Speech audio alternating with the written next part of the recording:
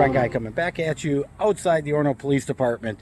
And I'm here today specifically because I am declaring victory, at least partial victory, and hopefully total victory when the final order comes out. But I was in a hearing with the city of Orono for a lawsuit I filed because these guys tried to prevent me from acquiring some legal data. It had to do with Julissa Thaler, the murderer that the city of Orono PD let loose after they captured her and had to recapture her again. And I wanted to know why would these cops drive her home after they apprehended her? I think it's important for us to know that in the community. Well, the city of Orono did not want to give it to me. They denied it to me. We ended up in court. And the first thing that was going on in the court hearing yesterday was I had previously sued not just Orono, but their lawyer, Mattick, because I had information. He issued a directive to Orono to deny it to me, which I later found out they circled the wagons and said, no, it's all the OPD's fault.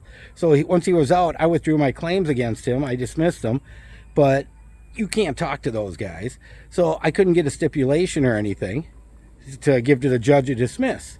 So what these guys wanted to do, because they're like, oh my God, Nygaard has the audacity to sue a lawyer, an opposing lawyer, especially a city lawyer. You can't do that. They got immunities, da-da-da-da-da. And, sure, they got immunities, but every immunity has an exception. I mean, just ask Trump. He'll tell you that. He's facing that issue himself. And counseling staff to not follow state statute wouldn't fall within the scope of their duties. So that's why I sued Mattick. And I had that little piece of paper where the city clerk said, hey, Mattick issued that directive. So I had my evidence to cover my tail. But anyways, when we got into court, the first thing the judge said was, well, hey, what about this letter you sent or communication with the court withdrawing all claims? Are you doing that? I said, oh, yeah, I did that a while ago. I said, once I found out everything, I knew they weren't tenable, so I withdrew them. And so she just looked right at Mattick's attorneys and says, hey, do you have any problems with being withdrawn from this case, with having the case dismissed? And they're like, oh, no. But their problem was they wanted to get the Turbine Guy for being a frivolous litigant. They had this big motion worked up, which I was ready to defend against. Easy enough to prove I'm not. But it was all about getting Nygaard, right? Getting the Turbine Guy. And so when they said, yeah, sure, get us dismissed out of the case, she dismissed him out of the case. And they said, oh, yeah, but wait a minute. We want to argue this frivolous litigant motion. And she's like, nope, can't do that. You're out of the case. You can't argue that motion unless you're in the case. And then she said, not only are you out of the case, but you had to send that motion to the chief judge, not to me. So their lawyers even screwed that up, sent it to the wrong place. And I'll tell you what, watching them lawyers, oh, were they frustrated they couldn't get me. Because we all know doggone well, they spent hours and hours putting all this together, rehearsing, figuring out how they were going to get the Turbine Guy. And they, boom, took the chair out from under themselves. I would just like personally to ask Mr. Soren Mattick, or what I would call terrible city attorney, how'd that go for you, buddy? Huh? You did not get the Turbine Guy, no matter how much you wanted to. But that was just part of it. The other part was the data stuff with the city. Now, the city agreed that I should be able to get the body cam footage from the officers. And that's the whole reason I filed the lawsuit instead of arguing with Orono about the data.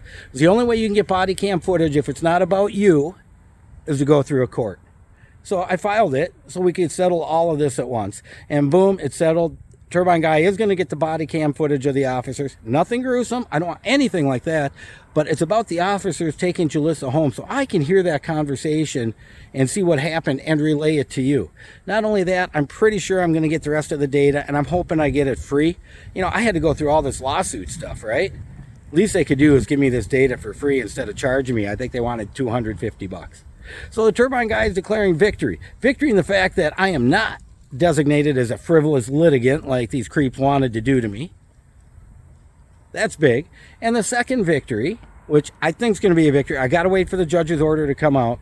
I can only tell which way she was going. And it really boiled down to, she was talking about exemplary damages that are in the code that say if there is a willful violation, that is between $1,000 and $15,000 per violation.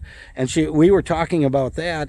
And, the fact is, I made my data request on the 14th of September, 2023. 2 days later, the Hennepin County attorney told Orono that the case was closed.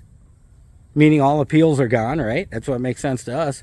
And 2 days later, after they had a meeting up here with that information, they still denied me my data. Tell me that's not willful.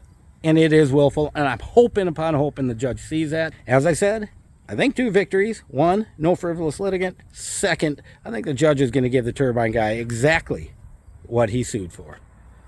Big W versus the evil City of Orono. Turbine guy, signing off.